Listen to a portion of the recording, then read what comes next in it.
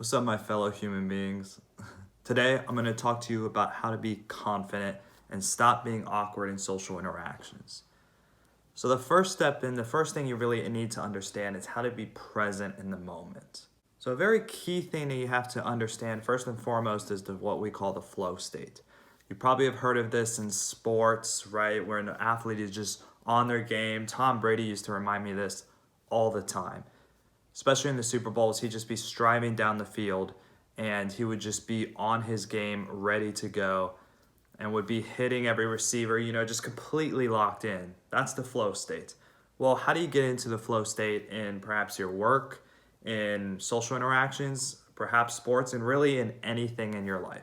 There's a certain mindset that these athletes and these people get into, whether they realize it or not, in order to achieve the flow state. And ultimately, the flow state is confidence, and confident people live in the flow state very often because they know how to get themselves into the flow state.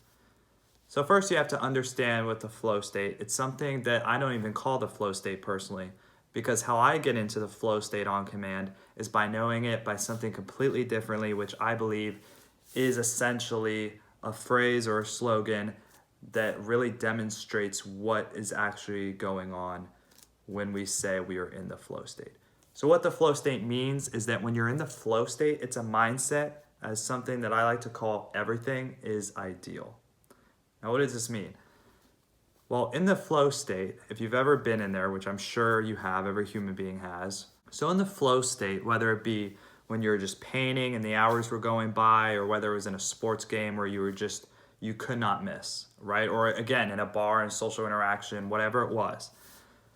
When you're in the flow state, you have a certain mentality and something that goes throughout your brain. And it's basically that you can't miss, right? It's like, oh man, everybody I talk to is a good time and I can just go up to anybody whenever I want. And it's just a good time. Every ball I throw, right? If you're a quarterback, every ball I throw is a completion. Every ball that's thrown to me, if you're a receiver, is caught, like I'm just on my game. And so the mindset that's going through your head during this time is where you realize that everything you do is perfect. You can't miss in this state.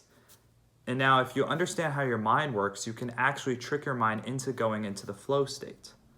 Because what you have to do is simply adopt the mindsets you have within the flow state in order to achieve flow state. You have to embrace wherever you're at. So how you're currently acting, you have to recognize as it's perfect. Whatever you're currently doing is perfect. It's the way that you should be acting in order to be confident. Whatever you're saying is the way that you should be, or what you should be saying in order to be confident. How you're feeling is the ideal feeling state, the ideal emotions you should be feeling if you wanted to feel confident. This is all known by a concept called the backwards law. And so basically what you're doing is you're taking the finish line of confidence and you're bringing it to you. It's behind you. You're already there. So it's really about acknowledging how I'm currently acting right now is actually how a confident person would act. What I'm currently saying is what a confident person would say. What I'm currently doing is what a confident person would do. And how I'm currently feeling is how a confident person would feel. As long as you can understand this and understand that it really doesn't matter what in those categories how you're acting, what you're doing, what you're saying, what you're feeling, as long as you know that it doesn't matter what those things specifically are, then you'll be able to achieve the flow state and therefore achieve confidence. So does that mean if I feel all nervous and I'm acting all nervous and my body language is all weird that I should just accept it and believe that that's what confidence is? Partially, yes. Because see, when you accept how you're acting currently as the ideal state to be in if you want to be confident, your brain actually shifts. And you can use this with emotions too. So for example, if you're feeling sad and you want to feel happy, if you then instead of just feeling sad, if you accept sadness as the ideal state to be in if you wanted to be happy, then what happens? You're now happy to be sad. And if you're happy to be sad, well, you're not sad anymore, you're happy. Okay? And this is basically what happens in confidence too as well. So if you're excited about being nervous, you're no longer nervous, you're excited because you're excited about being nervous. So if I felt nervous and I'm like, oh, I'm nervous, but I'm really excited, and you get yourself to be excited about that state, you'll then coincidentally become excited. You're no longer nervous. Let me say this in case you're struggling with the past information that I just presented to you. So let's say you go online searching how to be confident. You find YouTube videos like this. You go on research articles. You do a bunch of research, and all of that information is telling you, hey, if you're nervous and you're awkward in conversations, you're doing it right because you're a confident person. That's what confident people do. What's that going to do to your belief system? Well, all of a sudden, now you're not going to believe you're a nervous, awkward wreck, right? You're going to believe that you're confident. And that's exactly what we're getting at here. See, because when it comes to mindsets, a lot of it is just understanding your brain and basically knowing how to trick your brain or how to get it to do what you want it to. A lot of logical-minded people may struggle with this because they may see it as a certain linear process to get done, but really what it is it's little tricks that you have to give your brain in order to train it to a new program. Now that we talked a little bit about flow state, let's talk about awkwardness in general. What leads someone to be awkward in the first place? Well, awkwardness in itself is a result of being uncertain in how you act, what you do, what you say, and how you feel. Literally, the only difference in someone coming off as awkward and weird versus someone coming off as charismatic, funny, confident, energetic is whether or not that person is accepting of their own actions. In other words, the confident person accepts what they're doing, saying, feeling, and how they're acting in the moment, while someone who's awkward and nervous or whatever's going on doesn't accept how they're currently acting, feeling, doing, saying, etc. This means that awkwardness is ultimately a resistance against what you naturally feel, what you naturally want to say to others, what you naturally want to do, and how you naturally want to act in your environment, while confidence is acceptance of what you naturally want to do, say, feel, act. And when I say naturally want to feel, do, say, act, etc., the naturally part that I'm getting about this is your intuition. What is your intuition? That little voice inside of you, that inner initial voice as I call it, what is it saying that you authentically want to do, say, act, feel, etc.? Because authenticity is at the core, again, of confidence. If you want to be confident, you gotta be authentic, because that's what confidence is. It's being confident and comfortable in your own skin. Just remember that the next time you are awkward in conversation or in general, you are resisting how you naturally want to act and behave and what you naturally want to say. And so what you have to do is accept how you naturally know you want to behave and say. And this is very easy in theory, but of course, especially if you've gone through trauma and stifling, as we call it in psychology, then you're gonna most likely struggle with this in the beginning. So what you ultimately need to do then is to learn how to regulate your emotions and move through that. But for now, just remember that if you just start accepting what's going on through your head and how you naturally want to act, and you allow yourself to just act freely in that way that you want to and say the things that you want to, you'll begin to be way more confident. Now, I want you to be aware of the only undesirable responses you could possibly get, and this is literally the only thing that you fear. There's three main things, bad things or undesirable things that a person could possibly do as a result of you putting yourself out there.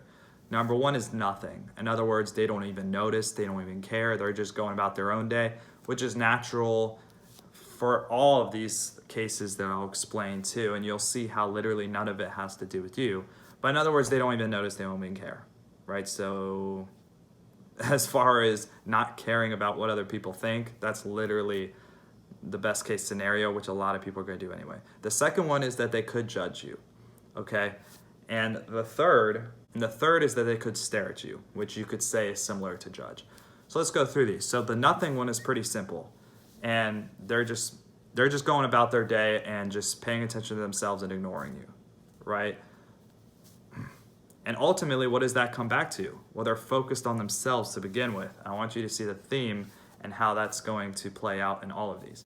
So the second one is that they could judge you, right? So worst case scenario, they judge you. They do say something about how you're acting and whatnot. And unfortunately, people do, as I mentioned earlier, they stifle themselves, where if they go, oh, you're really loud, and someone makes fun of them for being loud, what do you do? That loudness, you stifle it, you shove it down, and then you go, I can't be loud anymore. And then that starts the trauma and what I refer to as trauma in these examples. But why do people judge to begin with? You have to understand that when people judge you, they're really judging themselves. So if I was to judge you on being loud, chances are that I get judged on being loud, and I probably stifled that long ago. In other words, I'm judging you through my own view and vision of myself.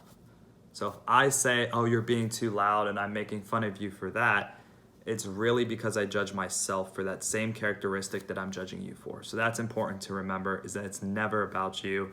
It's always about them and their insecurities. The third one you're gonna get is stare. And this is because people aren't used to confident people or people who are putting themselves out there. They may even be intimidated by you, which is very common. And so yeah, literally just stare. I mean,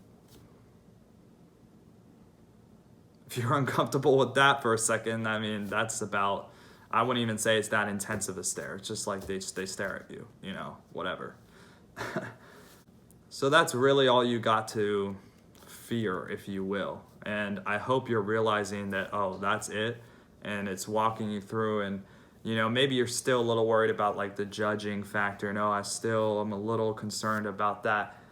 But literally, if it makes you feel any better, that's the 3 things that can possibly happen. And as far as staring and nothing happening, literally those 2, nothing is happening besides perhaps them looking at you. Who cares? Okay, so the only one that may affect you is if they actually say something to you and judge you. That's literally all you got to worry about. Now, on the flip side, of course, what do you have to look forward to?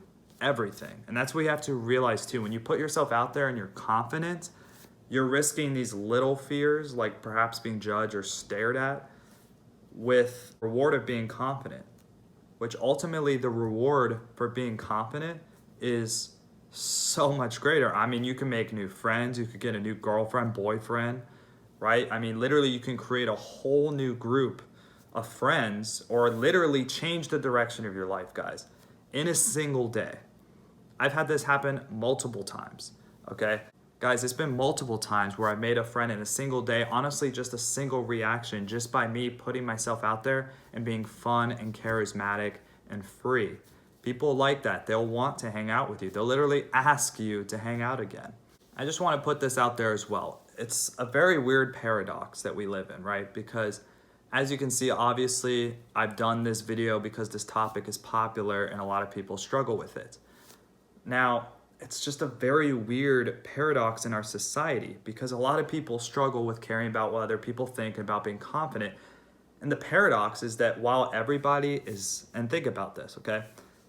If everybody's caring about what other people are thinking and they're so self-conscious and they're like, what do other people think of me? Therefore, they're thinking about themselves.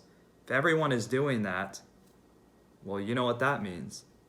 No one is thinking about anybody else. They're all self-conscious and just thinking about themselves all the times. And if they're thinking about themselves, they're not going to care about what you're doing. And even if they care about what you're doing as far as judging you, it's literally just through the lens of how they're seeing themselves. So for example, if I'm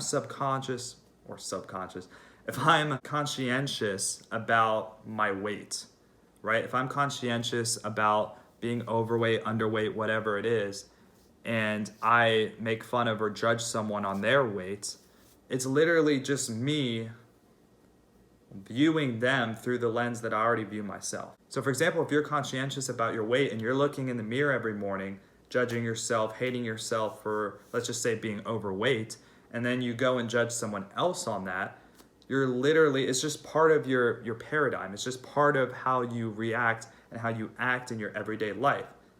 Because however you treat yourself is how you're going to treat others. Meaning if you love yourself, then you're going to love other people as well. And you're going to do some really awesome things. Because remember, however you treat yourself is how you're going to treat others and also how you're going to see others. So literally, if you're seeing all the insecurities and imperfections in yourself, you're going to see those imperfections and insecurities in other people. Yet if you love yourself, and you see all the good traits and see all the good within you, you're going to see that in other people. So again, no one is actually thinking about you. They're all thinking about themselves in general, which means you're free to do what you want, guys, really. It's literally all in your head. And even if they judge you, remember, they're not judging you. They're judging themselves through their own lens. Because you could get 2 reactions. You could get someone who judges you for you being you, or you can get someone who loves you for you being you. That's really what happens. Because someone's either going to judge you because they hate themselves and they judge themselves, and they're probably a little jealous, to be totally honest, of you, of your authenticity, the way you can just put yourself out there with no shame, your confidence, etc. Or someone's going to love you for your confidence and authenticity and be attracted to that, no matter if it's for a love interest or just a friend interest. And I'm telling you that especially people who are good people, they love authentic people. And that's another awesome bonus to being authentic yourself and confident, is you don't have to a lot of times go through the trial and error phase of trying to find or weed out toxic people and find the good people, because the toxic people a lot of times will be repulsed by you while the good people will be attracted to you. So what you have to do to go from an awkward person to a confident person is you have to start accepting everything that you're doing currently, right? Like I said, act, do, say, and feel.